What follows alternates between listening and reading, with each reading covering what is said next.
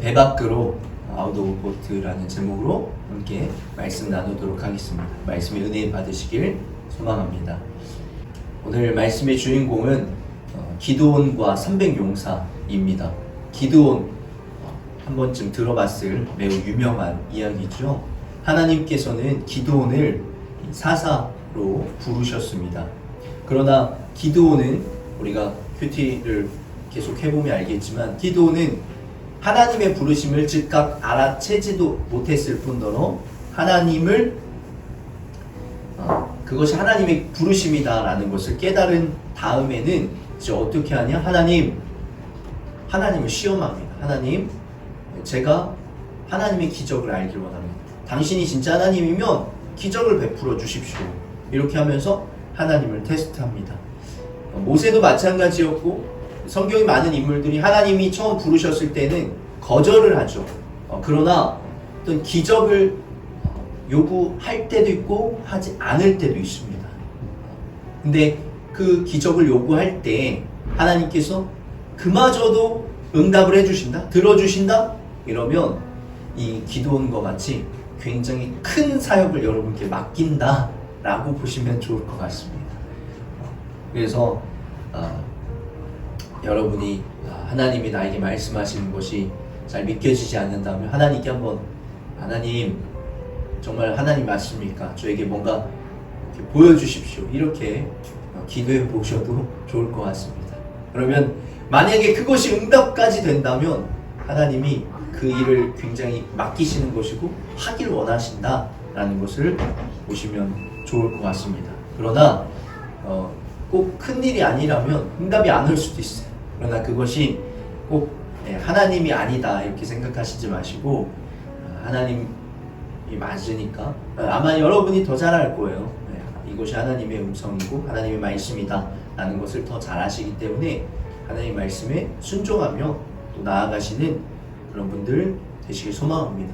어떤 꼭 여러분의 그 기적을 요구했는데 그것이 응답이 오지 않는다고 해서 하나님의 말씀이 아니다 이것은 아니기 때문에 그것도 하나님의 부르심이다 기억하시면서 나아가면 좋을 것 같습니다.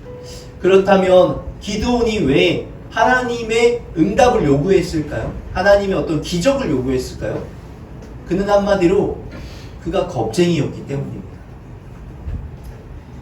하나님께서 사사를 사용하실 때 보면 그들은 모두 완전한 사람이 아니었습니다. 우리가 지금까지 살펴봤던 그 사사 보면 왼손잡이였던 에훗, 또 여성 지도자 드보라, 또 이방 여인을 아내로 두어서 굉장히 아직 나오진 않았지만 고통받게 되는 삼손 등 여러 사람들이 사사로 하나님께서 부르셨지만 그들을 이스라엘의 어떤 구원자로 하셨지만 그들이 모두 처음부터 완전한 사람이 아니었다라는 것을 볼 필요가 있습니다. 기드온도 마찬가지라는 거죠. 기드온도 굉장히 겁이 많았습니다. 기드온을 보면 적군의 수가 13만 5천 명입니다. 하나님께서는 3만 2천 명에서 10,000명으로 줄이시고 그 다음에는 몇 명으로? 300명으로 줄이세요. 사실 13만 5천 대 3만 2천만 해도 이길 수 있을까? 이런 생각이 들죠. 그런데 하나님께서 내가 하나님이다 라는 것을 증명하기라도 하듯이 300명으로 줄이시는 겁니다.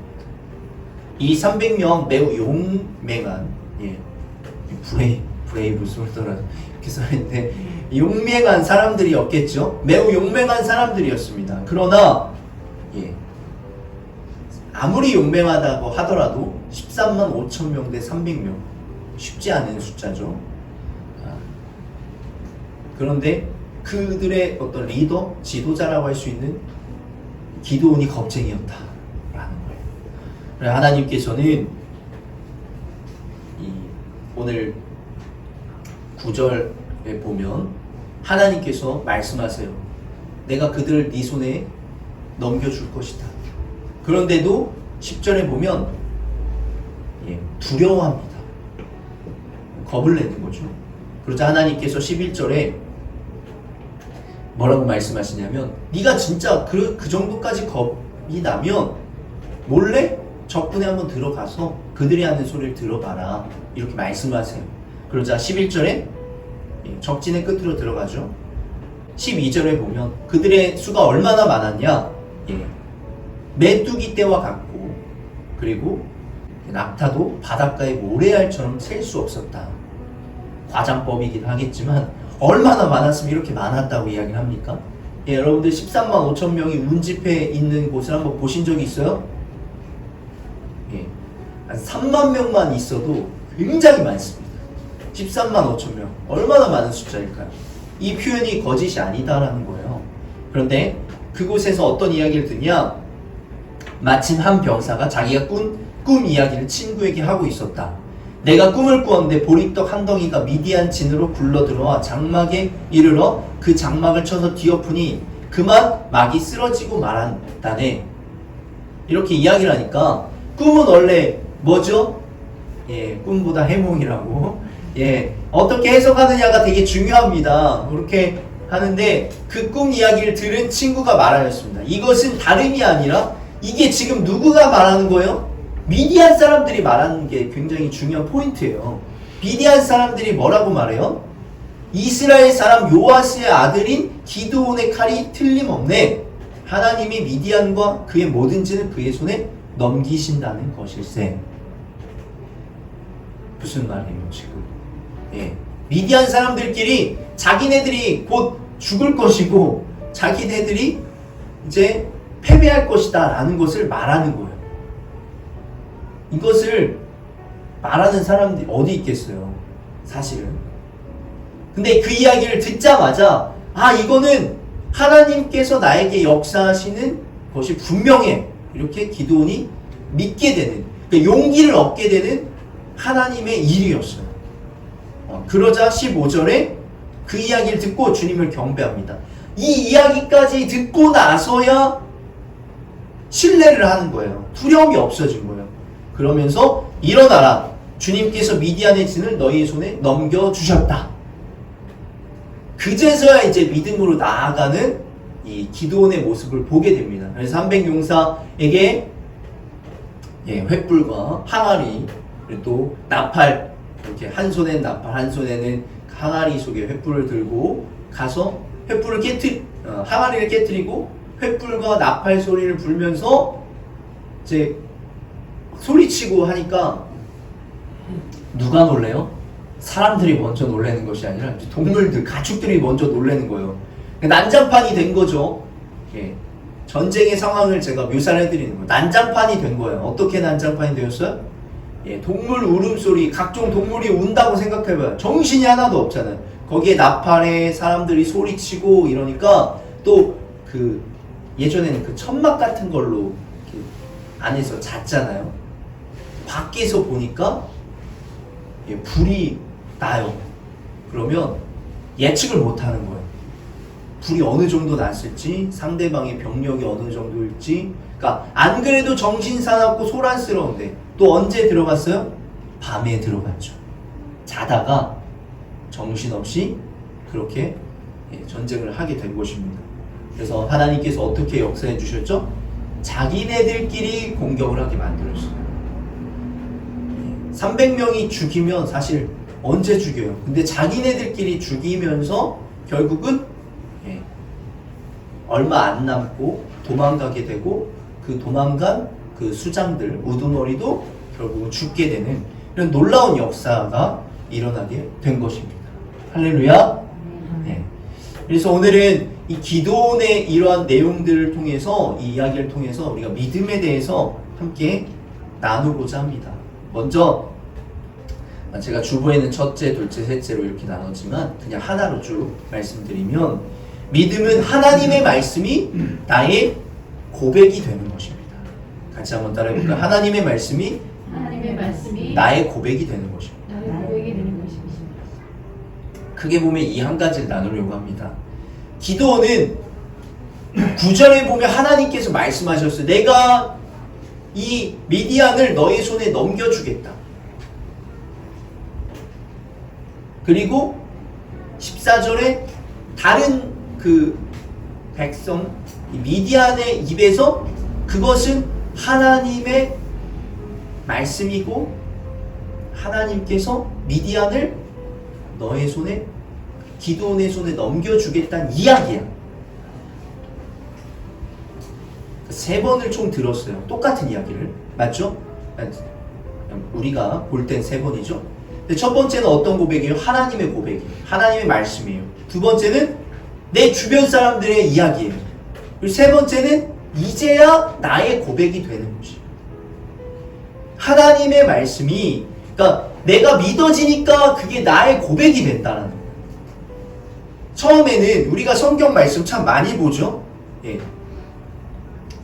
성경 말씀 참 많이 봅니다.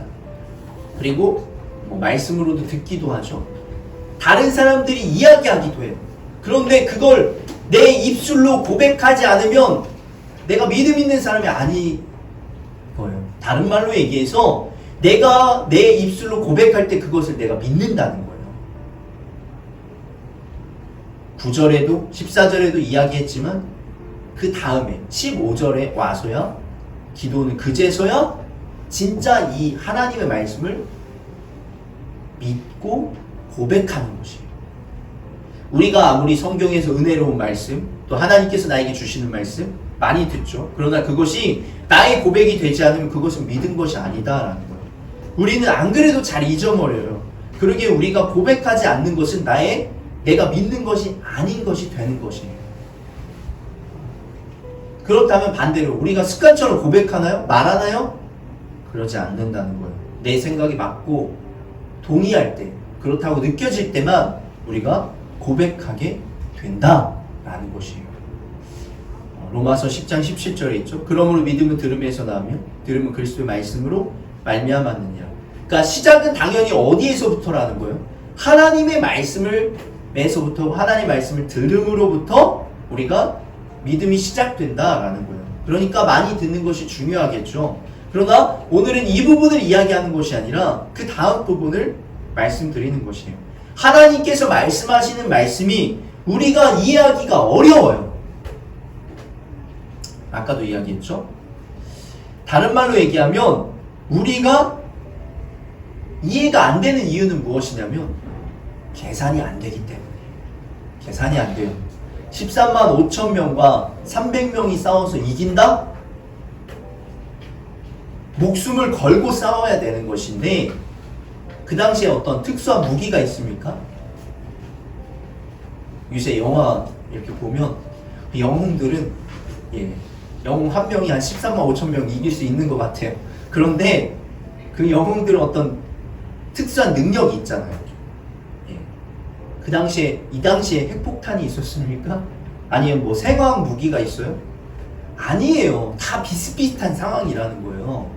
똑같이 칼과 창 들고 똑같이 싸우는데 13만 5천 명이 당연히 이기지 300명이 어떻게 이기겠습니까? 당연히 계산이 안 돼요. 기드온은 하나님이 하라고 하시니까 병력을 줄이긴 했어요. 근데 줄이면 줄일수록 뭐예요? 이해가 안 되는 거예요. 줄이면 줄일수록 내가 죽을 각오를 더 많이 해야 되는 거예요. 그러니까 믿음은 무엇이냐? 우리의 계산? 저는 이것을 환경이라고 이야기하고 싶어요. 믿음은 우리의 환경을 뛰어넘는 것이다 라는 거예요. 믿음은 우리의 계산을 뛰어넘고 우리의 환경을 뛰어넘는 것이다. 그런 상황이 우리에게 와야, 그런 상황에서 하나님께서 역사해 주시는 것을 경험해야 그제서야 믿음의 고백이 나온다는 거예요. 그제서야 내가 정말 하나님이 살아계시는구나, 하나님이 살아계셨구나, 하나님이 말씀하셨던 것들이 그것이 진짜 살아있는 말씀이었구나 라는 고백이 된다라는 거예요. 믿음은 어떻게 보면 굉장히 쉬운 것 같아 보입니다. 그러나 믿음의 사람이 되는 것은, 믿음의 사람이 되기까지는 환경을 뛰어넘을 수 있는 믿음이 있어야 된다는 거예요.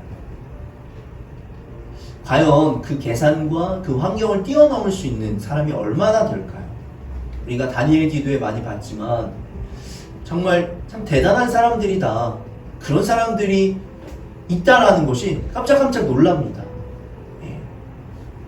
정말 수많은 사람들이 정말 하나님을 믿고 그들은 우리가 볼 때 참 계산이 안 되고 어려운 환경 가운데서도 믿음의 길을 지켜가고 있는 정말 대단한 사람들이다라는 생각을 해봅니다.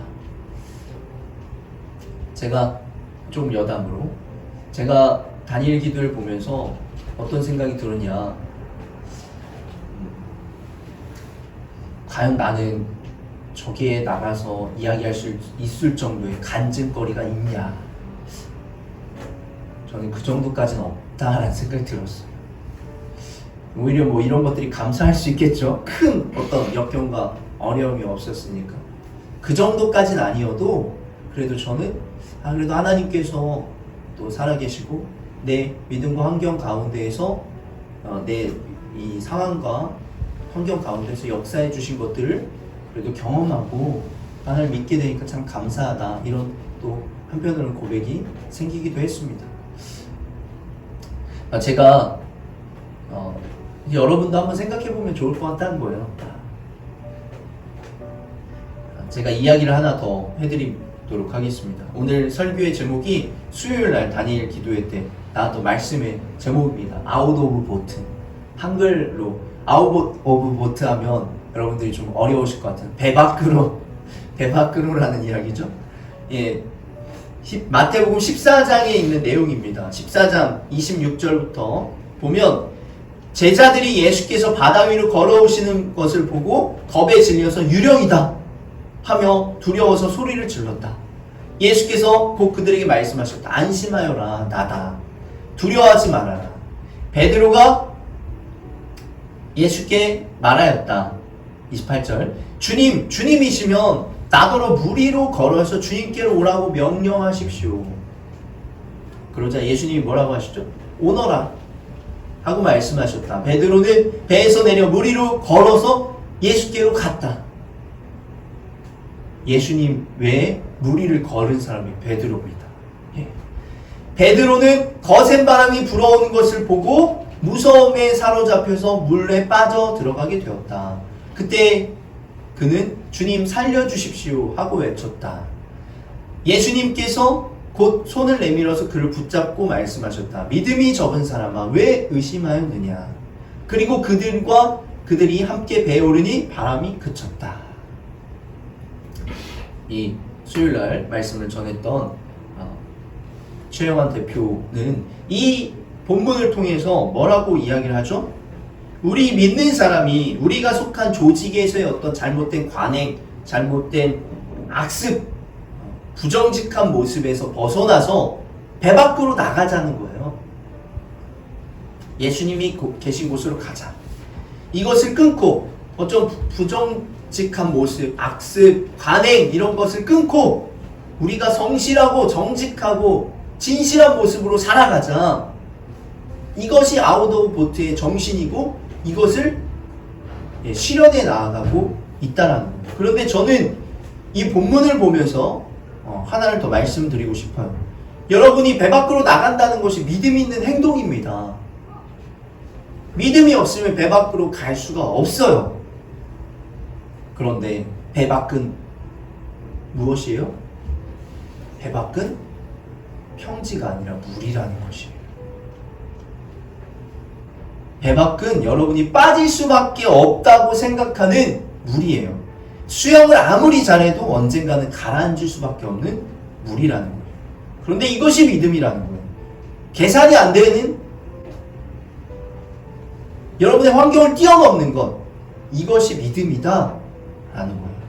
예수님은 여러분에게 오라고 말씀하세요. 예수님이 물인지 모르고 오라고 하시는 거예요? 아니에요. 예수님은 물인지 알면서 오라고 하시는 거예요. 내 생각, 내 계산, 내 이해, 내 환경은 절대 극복할 수 없는 상황인데도 불구하고 예수님은 오라는 거예요. 우리는 오라고 하신 분이 누구인지만 기억하면 되는 것이에요. 우리는 예수님을 바라보며 예수님을 향하여 걸어가면 되는 것인데 물을 보고 바람을 보며 빠져 들어갈 수밖에 없는 거예요. 예수님을 보면 우리가 걷는 길이 물이 아니라 평지처럼 느껴질 수 있다는 거예요. 예수님이 뭐라고 하셨어요? 베드로에게, 빠져 들어가는 베드로에게 믿음이 적은 사람아 왜 의심하였느냐, 이렇게 말씀하셨죠. 이것을 뒤집어 보면 뭐라고 하는 거예요? 믿음이 있으면 가능하다라는 얘기예요.